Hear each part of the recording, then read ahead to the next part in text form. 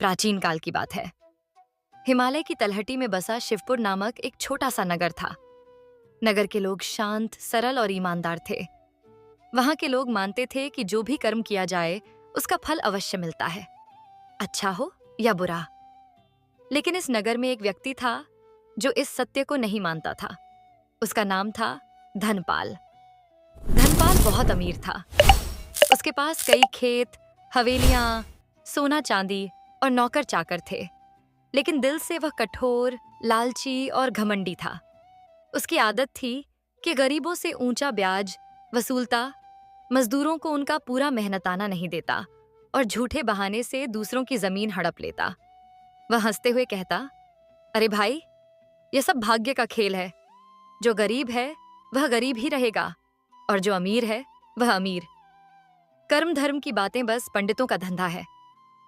अनाथ की पुकार एक दिन नगर में एक गरीब अनाथ बालक गोपाल धनपाल के पास आया। उसके पिता की मृत्यु हो चुकी थी और मां बीमार थी। वह थोड़े पैसे उधार लेने आया ताकि दवा खरीद सके। धनपाल ने ठंडी हंसी के साथ कहा, पैसा? लेकिन बदले में क्या दोगे?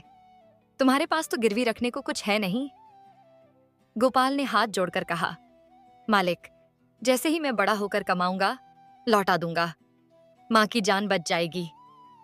धनपाल ने तिरस्कार से कहा, बेटा, यह संसार भावनाओं से नहीं चलता, सौदे से चलता है। जाओ, किसी मंदिर में दुआ मांगो। गोपाल आंसू भरी आंखों से चला गया। उसकी मां उस रात इलाज न मिलने से मर गई। अहंकार का अंधापन धनपाल के ऐसे ही कर्म वर्षों तक चलते रहे। वह अपने धन के बल पर नगर के पंचों को भी खरीद लेता और कभी किसी के भले का काम नहीं करता। लोग उससे डरते थे, लेकिन मन ही मन उसकी निंदा करते थे। नगर का एक बुजुर्ग साधु अक्सर उसे समझाने आता, धनपाल, अपने कर्म सुधार ले।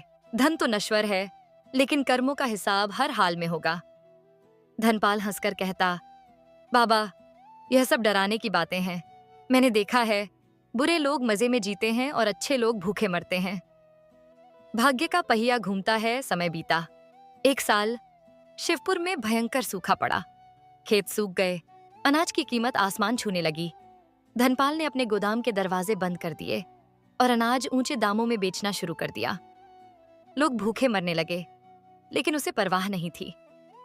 इसी बीच एक दिन नगर में बीमारी फैल गई। धनपाल का इकलौता बेटा विक्रम भी उस बीमारी की चपेट में आ गया। इलाज के लिए दवा चाहिए थी, लेकिन उस समय दवा लाने वाला व्यापारी रास्ते में लूट लिया गया था। धनपाल ने नगर के वैद्य से कहा, मेरे बेटे को बचा लो, चाहे जित।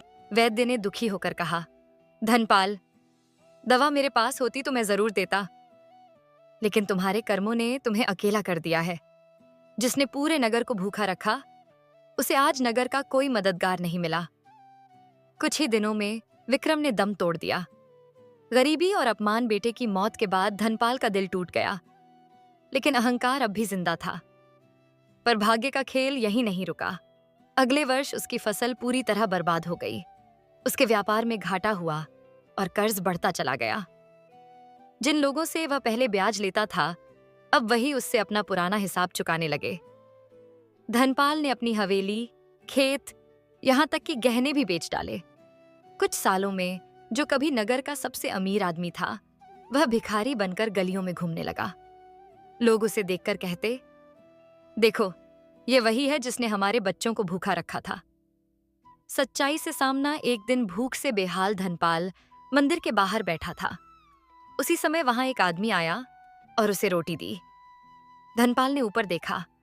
वह गोपाल था, वही अनाथ बालक जिसकी मां को उसने सालों पहले मदद देने से मना कर दिया था। गोपाल अब नगर का सम्मानित व्यापारी था।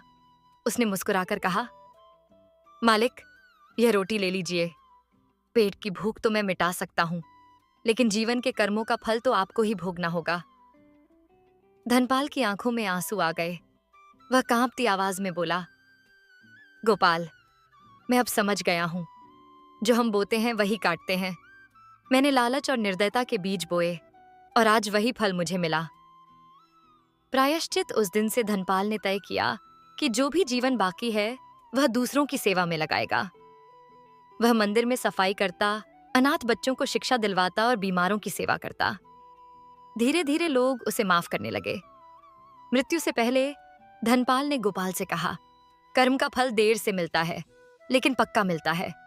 आज मैं हल्का महसूस कर रहा हूं, क्योंकि मैंने अपने जीवन की गलती समझ ली है। गोपाल ने हाथ जोड़कर कहा, मालिक, यही समझ असली मोक्ष है। सीख कहानी का सार यही है, कर्म कभी व्यर्थ नहीं जाता। जो जैसा बोता है वैसा ही फल पाता है। धन और पद अस्थायी है, जोखा हर जन्म में साथ चलता है।